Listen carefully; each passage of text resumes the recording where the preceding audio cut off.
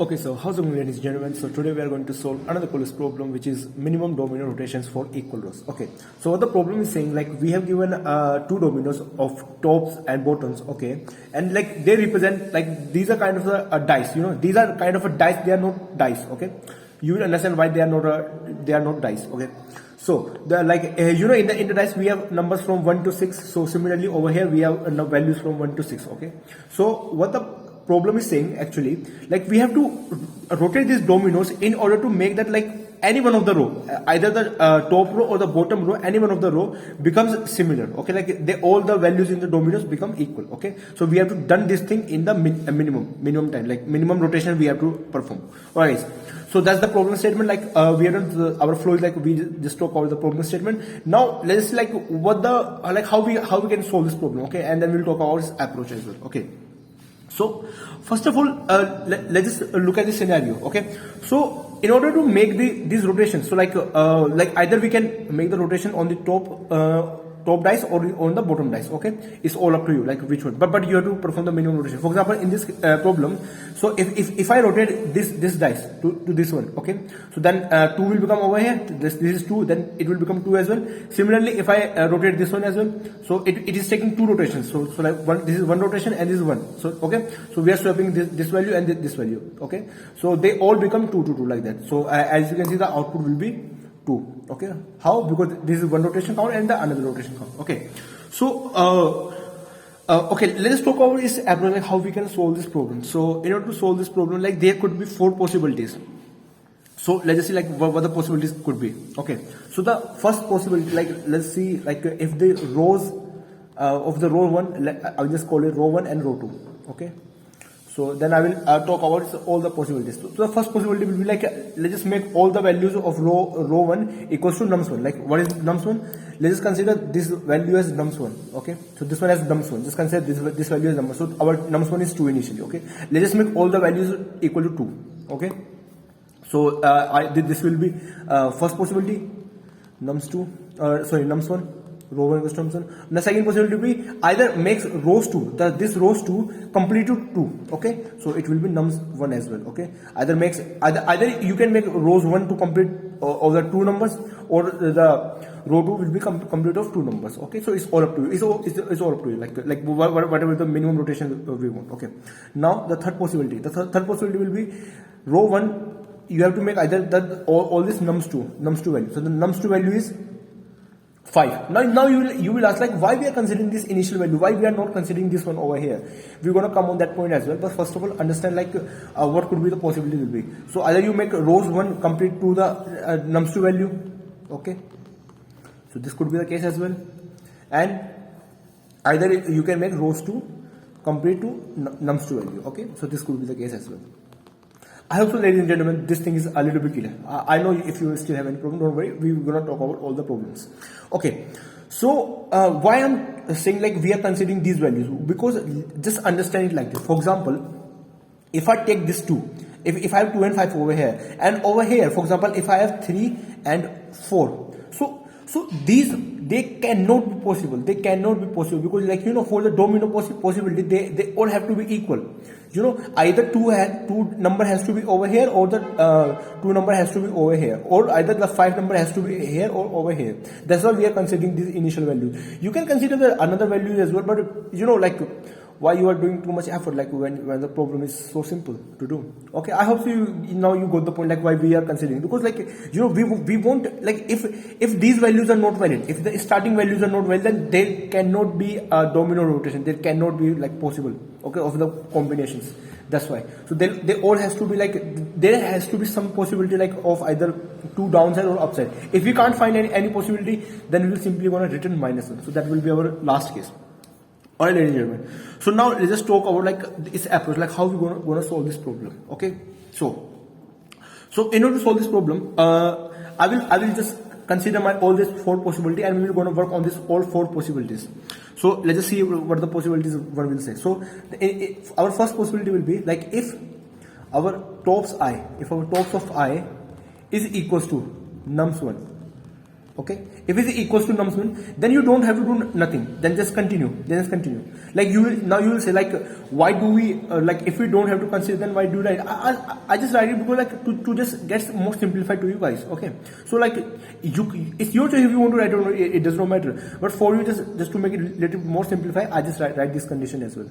Okay, else if the work condition could be if our bottoms of I is equals to nums1. Okay, so it means like this row 2 value is equals to nums1. Then what will be that? Then we have to swap. If we find 2 over here, then we want to swap it over here. So then for that, what I will do, I will just simply get one count 1. I will increment my count. Now you will ask, what is the count 1? The count 1 is number of swapping required to make top array as nums1. Okay, number of swapping requires to make top array as nums1. Okay. Alright, now what will be the third condition? The else condition will be, for example, if we are not able to find anything over here, like if there is nothing, then what we will do, we will just simply say, we will just kind of use this count one as a flag over here. So I will just mark it to infinity. So why I'm pointing it to infinity? Because like, let's say like if any one of this possibility, like its count one possibility will become infinity, then there is definitely not a possibility of becoming a similar. Okay, so for that one I will just simply write a if condition as well. Like if we encounter infinity, if count one encounter infinity, then what will happen? We will not gonna enter in this loop. Okay, so we just simply, because count one never be possible like this. Okay, so now let's just see what the second possibility is. Like second possibility is if our rows 2 will get all nums1 value. Okay, so for that one, we will gonna do the similar thing. So our first thing will be like, if our bottoms of I is equals to nums1. For example, like if our bottom has the like this bottom value has 2, so like is okay then just simply continue. Okay, continue. Like you don't have to do nothing over here. Else if what will be, if our tops of I, if my tops value of I value has my nums1 value, then what I have to do, I have to swap. For that one, I will just simply increment my count 2. Okay, so for that one, I will simply increment count 2. Now you will ask like, what is the count 2? The count 2 is number of swapping required to make bottom array as nums1. Okay, so count 2 is number of swapping required to make bottom array as nums1. Okay, all right. What will be the else condition? The final condition. Else condition will be like, if we don't find anything, like if there is no similarity, then what we'll do? We'll simply say count 2 will be infinity. Okay, like we are just using this count to as infinity is kind of a flag. We just pointing a flag. Like if we encounter this thing, just count 2 is not possible as well. Okay, so for that one, like I will simply write one condition over here as well. Like if we encounter this thing, then we will just simply gonna not get into the loop. Okay, now what will be our third possibility? So our third possibility will be if our rows 1 contains all the nums2 value. If my row 1 contains all the nums2 value.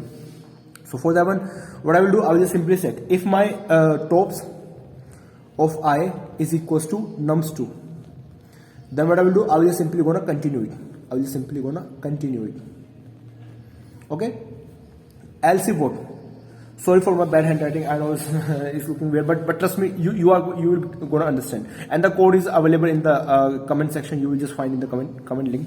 Okay, the code will be of like complete Java and C++. Java and C++ code is available over there, so you can find from over here. Okay, so it's not a issue. Okay, so now what will be like if my bottoms of I, sorry, my mistake.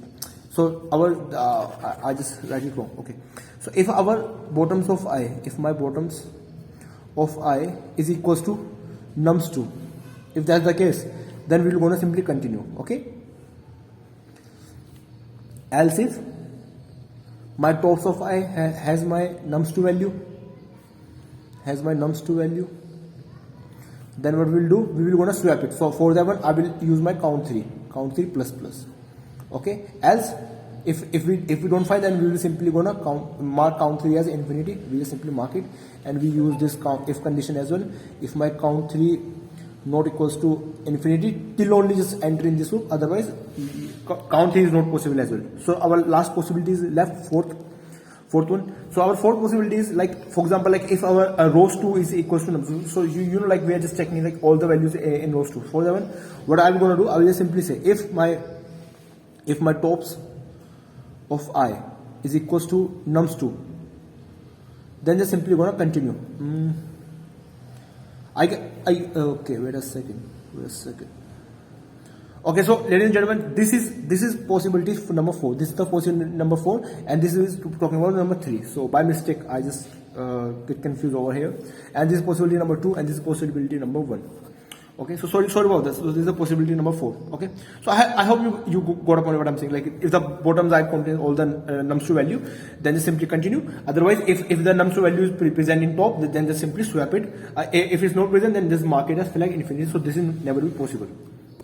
Now the third possibility is like if my rows 1 is equals to nums2. Okay, so in that one we will simply want to continue it as always.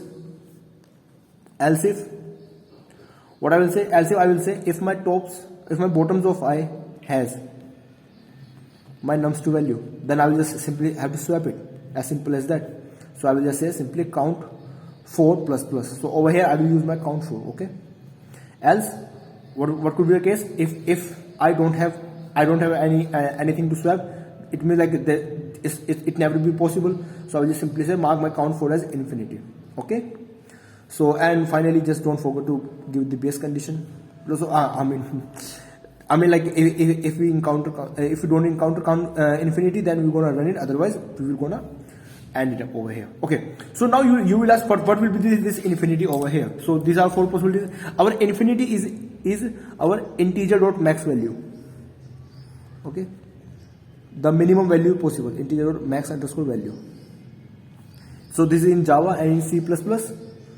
In C++, infinity is int underscore max. Okay, alright guys. So this, like, I just write kind of a pseudocode over here. So this is the old code what you have to write. So this is all the things what you have to write. Okay, and I again say Java and C++ code is available in the comment section. You will find the pin link over there. So both the codes are available. And I hope so, ladies and gentlemen, this problem is very clear. This problem is quite simple, it's not too hard. So if you still have any problem, anything, just do let me know. And thank you very much, ladies and gentlemen, for watching this video. I will see you in the next one. Till then, take care, bye bye, and I love you guys. Trust me, I love you. Take care, bye bye.